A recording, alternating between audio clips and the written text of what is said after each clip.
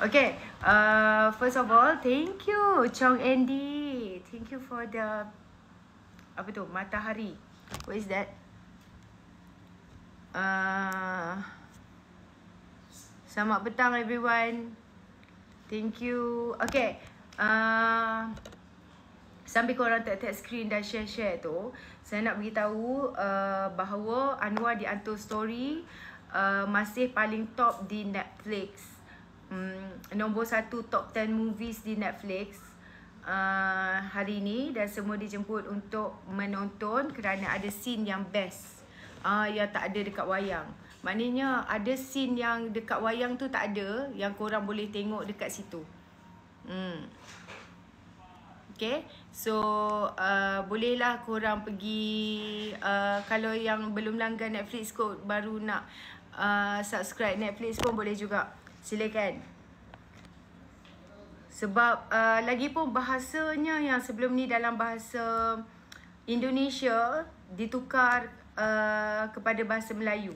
So best lah tengok bila dia cakap bahasa Melayu macam slang tu Malay. Yang masa dekat panggung tu slang dia Indonesian. Kan? Sebab apa Indonesian yang berlakon. Jadi kali ni dalam movie dalam Netflix ni ditukar bahasa kepada Melayu. Jadi bolehlah lihat kan. So best lah. Ada apa yang angkat punya version tu ada kat dalam tu. So boleh tengok. Okay. Tap-tap screen dan kita nak start dah kot. Saya tak nak cakap banyak sangat lah. Cuma ada beberapa perkara je pun. Macam biasa. Thank you Ain. Thank you. Sini macam gelap nak hujan. So duduk depan matahari pun tak berapa nak itulah, tak apa nak terang. Okay. Semalam kan kita ada mengenai Adi Awang yang telah dipanggil oleh polis bagi untuk dipanggil oleh polis untuk siasatan lah. Thank you. Dan dikatakan Ketua Penerangan Timbalan Ketua Penerangan Keadilan mempersoalkan sendiri tindakan Presiden PAS Hadi Awang ini seolah berbohong kepada pihak polis untuk mengelak daripada disiasat oleh pihak polis. Dalam satu kenyataannya di Facebook lah. Kalau kita lihat kan, Tan Sri Azharuddin, Ketua Polis Negara, dia dah patutnya kemarin, thank you Bert, Hadi Awang ni dia ambil keterangannya, tapi ditangguhkan. Kononnya masalah kesihatan yang dialami. Last kita tengok malam semalam dia ada bersama-sama dengan 3 menteri besar, 3 ke 4 menteri besar daripada PAS di kediaman Atuk Saka kan. Jadi ini adalah, thank you Farida. Okay, jadi ini adalah satu penipuan lah. Sebab kalau jatuh tangga, aku dengar macam dia kata jatuh tangga, ada media yang melaporkan dia ni telah jatuh tangga dan tak dapat nak pergi ke balai polis kerana masalah kesihatan lah. Lepas tu tiba-tiba nampak dekat rumah Atuk dengan semua menteri besar daripada PAS. Jadi aku tak tahu nak kata apa kan. Adakah menipu ini dibolehkan di dalam PAS? Adakah menipu menjadi perkara biasa bagi PAS dan sudah menjadi darah daging mereka? Kita lihat sajalah seorang presiden yang memberi alasan kepada pihak berkuasa tidak dapat hadir memberi keterangan kerana masalah kesihatan. Pada hakikatnya pada tarikh yang sama, beliau telah sihat dan bila berkumpul bersama-sama dengan delegasi PAS dan juga Mahathir itu sendiri dan Atuk dia sendiri. Dan kalaulah kata, aku dengar macam dia jatuh tangga lah. Kalau dia jatuh tangga, takkanlah boleh berdiri dengan baik kan. Saya pelik juga. Kalau dah kantoi menipu macam ni, nak kata apa lagi? Macam tak berdosa. Menipu tu tak berdosa ke? Saya pelik juga, menipu tak berdosa ke? Menunggang agama tu satu hal untuk jadikan perisai politik. Tapi menipu ni dibolehkan ke di dalam PAS? Adakah itu perjuangan Islam yang sebenar? Dengan penipuan ke? Pelik juga ni kan? Jadi dan 28 Ogos lalu, Pengarah Siasatan Jenayah Bukit Aman melaporkan siasatan dibuka kepada Hadi Awang ini di bawah Seksyen 4-1 Akta Hasutan serta Seksyen 233 Akta Komunikasi dan Media. Jadi itulah nak mengelak daripada disiasat terpaksa lah kan. Tak usah tipu lah, sebenarnya majoriti penyokong PAS sedar bahawa parti mereka semakin hanyut sebenarnya. Yang mereka sendiri jadi saksi hidup apabila pemimpin mereka kerap berdolak dalik dalam mengeluarkan fatwa. Tapi kenapa agaknya mereka ni masih jadi walaupun? Pertamanya kerana doktrin PAS hanya PAS yang bawa Islam yang telah begitu sebati dalam jiwa mereka. Jadi mereka ni jadi takut untuk tinggalkan PAS kerana seolah takut meninggalkan perjuangan Islam. Untuk atasi doktrin ini, kerajaan perlu, saya rasa, kumpulkan para ilmuwan Islam yang hakiki dan neutral dari ataupun non-partisan lah, yang gunakan saluran media yang ada, saluran kerajaan, saluran apa-apa saja yang dekat kepada rakyat ini untuk bangkitkan kesedaran itu sendirilah. Yang kedua mungkin kerana ego lah. Kan, senang cerita dah bertahun memuji parti yang satu ni sejak daripada zaman almarhum Tuan Guru Ni Aziz, mempertahankan bermati-matian dan sanggup kafirkan orang lain. Nak mengaku tersilap pun itu seolah-olah merendahkan ego sendiri kan. Ini yang mereka tak sanggup. Yang ini saya rasa takkan bertahan lama. Jika kerajaan terus pamerkan prestasi cemerlang, mereka pasti akan bertukar arah lah. Yang mereka sedar tapi mereka malu untuk mengakuinya. Yang tu tunggu masa mereka akan swing lah kot, insyaAllah. Yang penting kerajaan perlu umum setiap perkara baik yang dilaksanakan agar diorang terbuka mata seluas-luasnya untuk melihat. Dan kaedah menyerang juga diguna pakai oleh parti kerajaan. Harus diguna pakai. Bila kita menyerang maka mereka on defensive mode, dan dalam defensive mode ini tak ada apa penjelasan yang boleh akan mereka terima dan semuanya mereka akan pusingkan. Dan cara ofensif ini perlu sebab penyokong mereka yang tinggal di negeri tersebut nampakkan mereka berhampas pulas cuba nak defend diri mereka sampai mereka terlupa untuk menyerang. Bila mereka terlupa untuk menyerang, kita tak payah nak susah-susah nak jadi defensif, betul tak? Jadi inilah puak yang alami saya rasa penyokong untuk mereka yang tinggal di negeri mereka ini. Mereka saja yang faham keadaannya bagaimana dengan keadaan yang air berkarat dan sebagainya kan. Tapi ialah dengan kemandulan idea untuk membawa kemajuan, pelaburan, peluang pekerjaan. Thank you Ari. Tapi bagi pengundi yang berada di luar, mereka tak rasa semua tu. Sebab tu orang balik mengundi untuk mengundi PAS. Jadi mereka, orang-orang yang macam ni yang terus menyebarkan berita-berita fitnah yang disebarkan oleh pemimpin mereka yang ada unsur berniat jahat dan sebagainya lah. Dan mereka akan reka segala macam benda lah untuk mempertahankan, walaupun mereka sendiri tahu itu adalah suatu benda yang berdosa. Astaghfirullahalazim. Apa pasal dengan TikTok ni? Sikit-sikit violation. What is the reason for the violation? TikTok. Apa yang saya cakap pun? Kita cakap, tak boleh cakap pasal PAS ke? Sebut PAS boleh jadi violation ke? Aku pelik betul lah admin TikTok sekarang ni. Buat penerangan pasal tak boleh sebut pasal PAS ke? Letaklah. Nak sebut juga. Kan? Sensitif benar. Apa walaun ke jaga live ni? Okey, sebab itu PH dan BN kena pelbagaikan cara untuk memenangi hati penyokong-penyokong, terutamanya walaun ni. Tak boleh dengan satu cara saja. Pelbagai bentuk kumpulan dah dilatih dengan pelbagai kepakaran. Panas nampaknya admin. Kalau guna satu kaedah saja, kita tahu susah nak berjaya. Paling penting kena gunakan saluran media yang ada, dan media arus perdana hinggalah media sosial.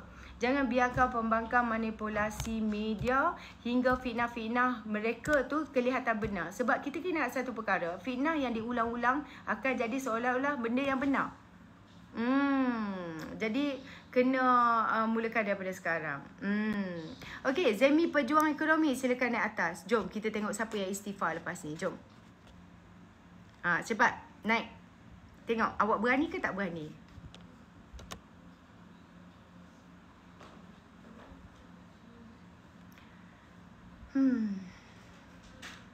Orang yang panas berkenaan bila kita ulas berkenaan dengan PAS dan dalil mereka dan pembawakan ideologi mereka, kan.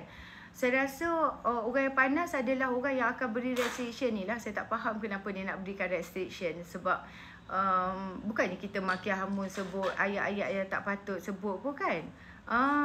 Jadi itulah. Jangan haraplah nak naik, betul. Jadi ini punca pemikiran takfiri PAS untuk mudah faham. Maksudnya bila baca dalil Al-Jadi ni anda akan dapati hujahnya berdasarkan dalil yang bersifat spekulatif.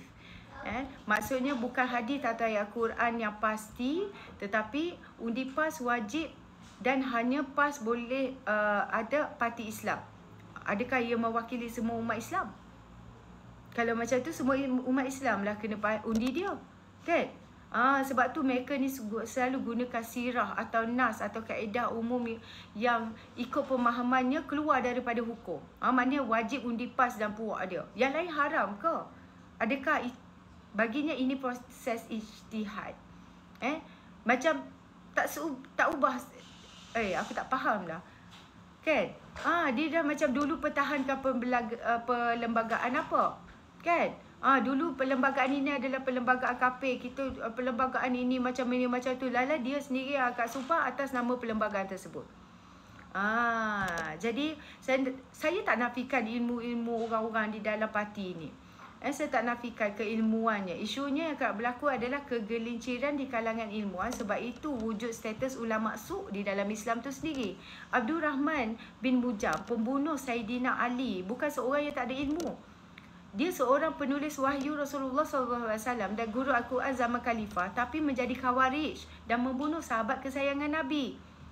Sebab gulu dan takfiri itu, masalah timbul bila mereka anggap ijtihad dan puaknya sahaja yang terpaling Islam, yang lain sesat kafir, liberal dan musuh Islam. Inilah pemikiran khawarij. Bila Mufti Pulau Pinang kata apa? Tak berdosa kalau kita tolak parti yang rekaan manusia. Parti ini adalah satu parti yang rekaan manusia, yang direka oleh manusia, yang ditubuhkan oleh manusia. Itu ijtihad berasaskan ilmu dan kelayakannya. Tak perlu pun nak mencemur kenyataan yang dibuat oleh Mufti Pulau Pinang itu. Kerana itu Islam ini bukan mutlak untuk kamu saja dan bukan mutlak untuk parti kamu saja. Imam Syafi'i sendiri boleh berlapang dada dengan pandangan imam yang lain. Ini kan pula mereka yang tak setinggi ilmu Imam Syafi'i itu sendiri, kan? Jadi itu yang saya katakan. Jadi ada pengundi-pengundi mereka ni, dia sendiri tak tahu apa maknanya takfiri, apa maknanya khawarij dan apa maknanya sunni.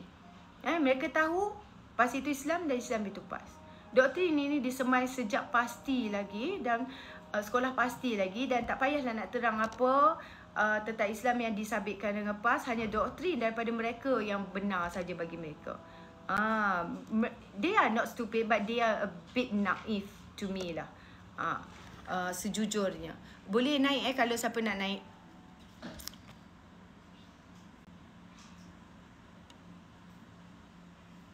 Tadi pun Abang Wan, dia tak ada, dia pun kena ban. Abang Wan kena ban.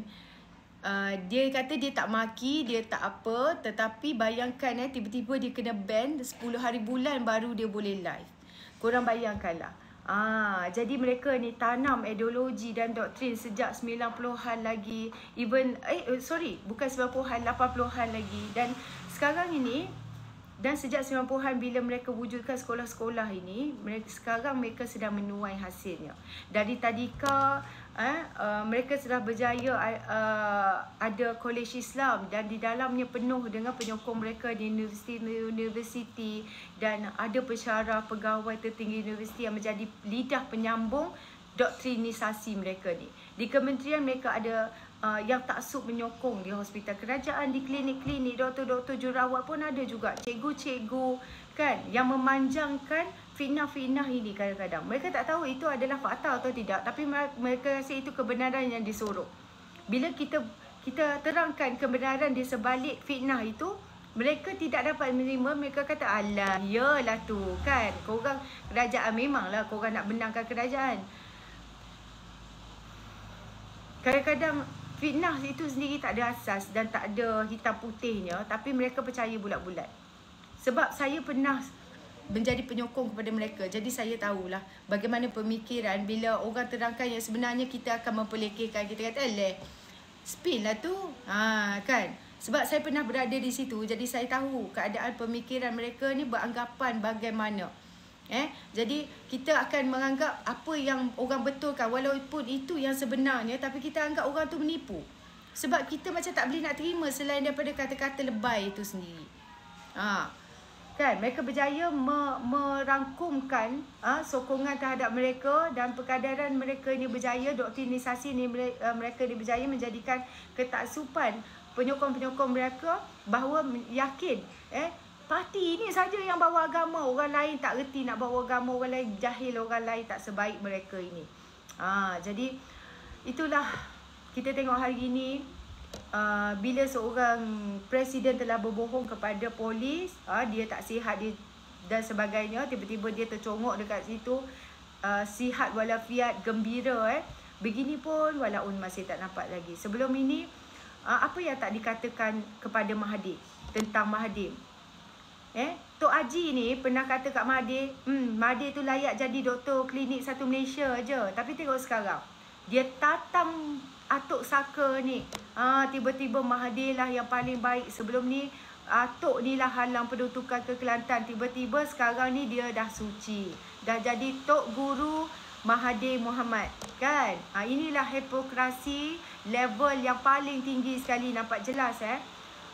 Dia ni satu parti yang tak tetap pendirian, tak ada perjuangan. Matlamat dia cuma nak berkuasa. Apa pun harga yang mereka perlu bayar, inilah termasuk dalam integriti mereka. Tapi apa pun sekalipun mereka akan tetap akan buat. Sekejap hujan. Kejap hujan. Habis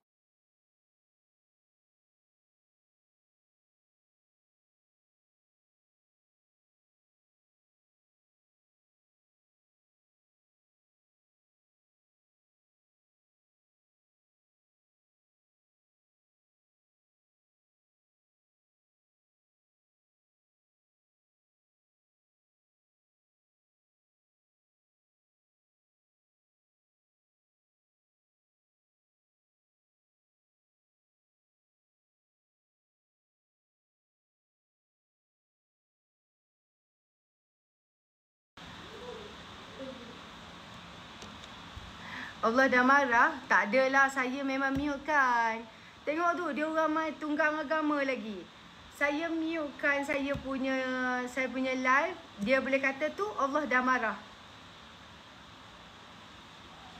Dan lagi dia nak tunggang agama. Lebat hujan, lebat. Sebab tu saya tutup pintu dan buka lampu. Okey. Jadi berkenaan dengan kepastikan, kalau kita lihat ikut Akta Pendidikan 1996, tiada prasekolah boleh ditubuhkan, diluruskan atau dikendalikan kecuali didaftar di bawah akta berkenaan lah. Dan hanya menteri diberi kuasa untuk menubuhkan dan menyelenggara prasekolah. Dan PAS tidak mendaftarkan prasekolahnya yang dikenali pasti, kerana bagi PAS aktiviti prasekolahnya bukan aktiviti pendidikan yang tertakluk kepada Akta Pendidikan 1996. Aktiviti prasekolahnya adalah aktiviti PAS, sementara PAS pula adalah parti politik. Jadi aktiviti prasekolah PAS adalah tertakluk pada Akta Pendidikan 1996. Dia tak mau mengaku prasekolahnya sebagai aktiviti politik. Jadi kalau bukan aktiviti politik, sekolah PAS tertakluk kepada Akta Pendidikan 1996, betul tak? Oleh kerana tidak mahu tertakluk pada akta tersebut, dia menyifatkan aktiviti prasekolahnya sebagai aktiviti politik. Aku pening dah. Yang mana satu ni? Dia tak nak menyifatkan aktiviti politik, tetapi dalam masa yang sama dia tidak mahu mengikut Akta Prapendidikan Sekolah. Lepas tu dia tak mahu pula tertakluk kepada Akta 1996 Pendidikan Sekolah yang ditadbir oleh Menteri Pendidikan. Lepas tu dia kata tak nak lah duduk bawah ATA ni kami nak jadikan ini adalah satu aktiviti politik. Pening kan? Jadi oleh kerana tidak mahu kepada ATA tersebut, dia menyifatkan aktiviti prasekolahnya kepada aktiviti politik. Itu pokok pangkalnya. Dia tidak mendaftarkan sekolah itu tertakluk kepada pendidikan 1996. Jadi, okey, apa dia pendidikan prasekolah bab 2, larangan terhadap penubuhan, pengendalian atau penguruskan taska. Tiada tadika boleh ditubuhkan, dikendalikan atau diuruskan melainkan jika tadika itu didaftarkan di bawah ATA ini. Seseorang yang melanggar subsection 1 adalah melakukan satu kesalahan. Kuasa menteri untuk tubuhkan tadika.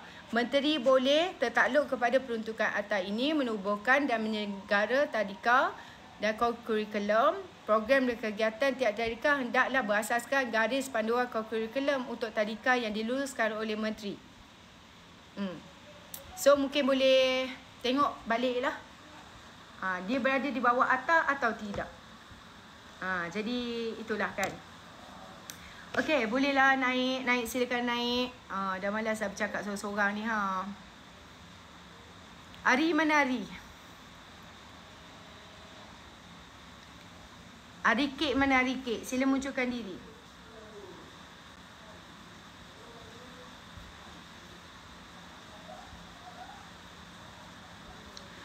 Okey, dia dah bagi tarikh bulan 8, tak jadi juga. Bagi tarikh 9 hari bulan 9, tak jadi juga kan. Lepas tu bagi tarikh mungkin lepas tu 10 bulan 10 jadi 11 bulan 11, 12 bulan 12 dan macam Shopee pula buat sale. Kita tunggu tarikh 9 hari bulan 9. Dah macam mana dah aku, dah gelap buat live. Lampu tak nyala. Okey. 16 September. Assalamualaikum. Waalaikumsalam. Ya, sat. Tunggu masanya saja. Tunggu masa apa? Pergilah bantu rakyat tu. Kalau korang tengok kan, dekat Twitter aku ada upload orang gurun tengah cari adun dia. Adun yang hilang. Aku dengar cerita adun gurun tak buat kerja tu. Hampa tak boleh nak marah dia, tahu tak? Sebab dia tak ada buat mana apa-apa manifesto. Dia nak jadi YB saja. Dia nak pertahankan Nusi saja. Bayangkan kalau dia nak pertahankan Nusi, hampa suruh dia buat kerja. Buat apa? Dia nak pertahankan Nusi sahaja. Kalau dia nak pertahankan Nusi, kerja dia pertahankan Nusi je lah yang hampa pergi undi dia. Hampa nak suruh dia buat kerja. Buat apa? Kalau dia nak pertahankan Nusi, bagi dia pertahankan Nusi je lah. Suruh dia tahan belakang Nusi tu. Suruh jadi kerusi. Nusi nak duduk, dia tahan belakang kerusi. Macam tu. Okey, Muhammad Jafri silakan. Yang ni saya nak dengar je. Yang ni cakap je lah. Nak dengar kena duduk bawah lah. Okey. Naik atas dia tak dengar saja, dia kena bercakap. Silakan turun. Okey, bising tak bunyi hujan? Buka pintu. Bising tak bunyi hujan? Okey. Hujan lebat sekarang. Memang lebat gila lah. Okey. Itulah tadi pasal hadiah awang pun kita dah ulas dah kan. Jadi aku nak tanya, hadiah awang ni takut polis ke? Terus tak sihat. Tapi boleh pula jumpa Datuk Saka. Tak apalah, kita doakanlah dia sembuh ya. Mungkin lepas ni kalaulah polis telefon lagi, mungkinlah aku rasa dia sakit balik kot. Kan? Aku tertarik dengan isu hadiah awang. Ada orang bagi orang lain. Okay, Mar, silakan. Mar 2260. Assalamualaikum, YB ni. Waalaikumsalam.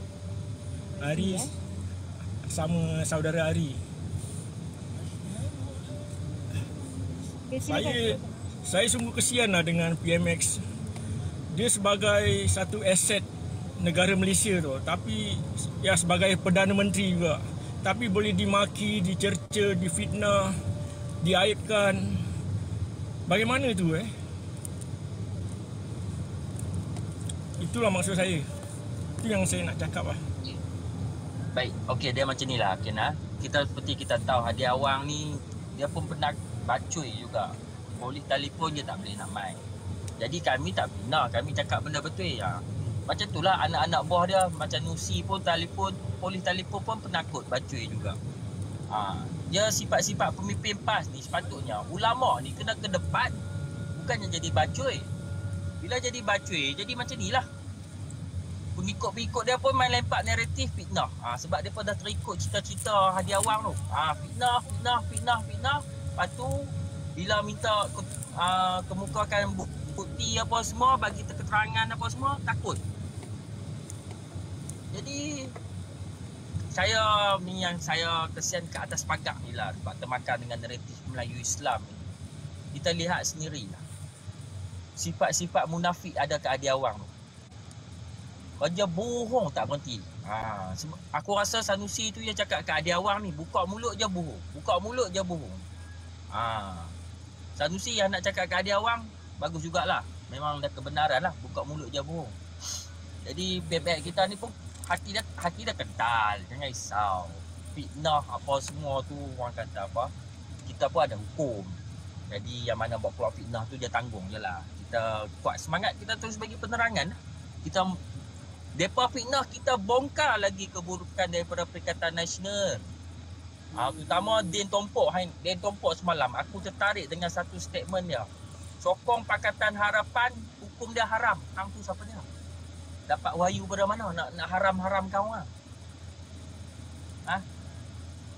Dan aku tanya, hang tu sendiri patutnya nasihat anak hang, panggil menantu hang balik. Itu lebih penting.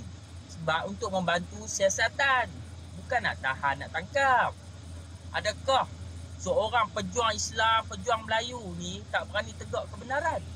Kalau orang yang tak berani tegak kebenaran tu adalah penipu. Dia pun terlibat sekali. Itu menunjukkan bukan sifat pahlawan Melayu lah. Pahlawan Melayu ni pantang kalah. Kalau ajak berlawan, pantang kalah. Tapi sifat Din Tompok apa dia? Lempak naratif, lempak kata haram, hukum haram, sokong Pakatan Harapan. Hang tu siapa dia?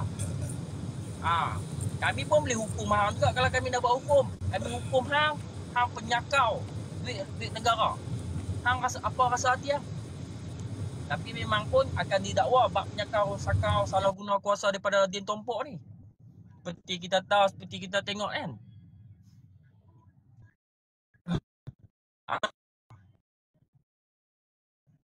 Hadi Awang ni cuma wayang aja. Bila dipanggil aja, dia akan Hadi Awang dia cuma wayang aja. Bila dipanggil aja dia sakit lah, tak sihat lah. Sebenarnya wayang aja. Dia lah perosak di Malaysia ini. Okey. Kalau kat negara lain, Hadi Awang ni dah ditangkap lah. Dah ditanam hidup-hidup lah.